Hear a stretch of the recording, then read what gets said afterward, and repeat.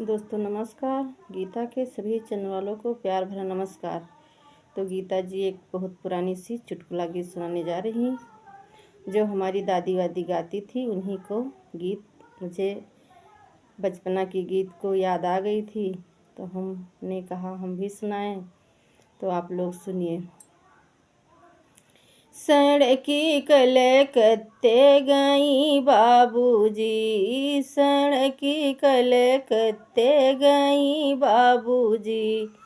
जब से ये गाड़ी ये मोटर चले हैं, जब से ये गाड़ी मोटर चले हैं, कदरी बैलगाड़ी गई बाबूजी, कदरी बैलगाड़ी नि गई बाबूजी। सड़की कलकत्ते गई बाबूजी, सड़की कलकत्ते गई बाबूजी। जब से ये लौंडन की नचना चले हैं, जब से ये लौंडन की नचना चले हैं, कदरी रंडिन की गई बाबूजी, कदरी रंडिन की गई बाबूजी। सड़की कलकत्ते गई बाबूजी।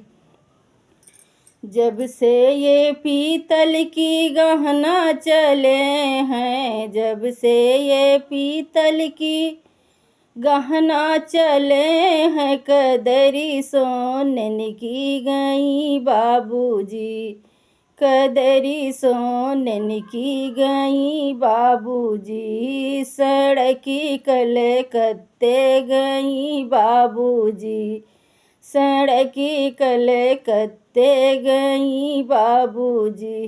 दोस्तों नमस्कार। अगले ही वीडियो में फिर मिलेंगे।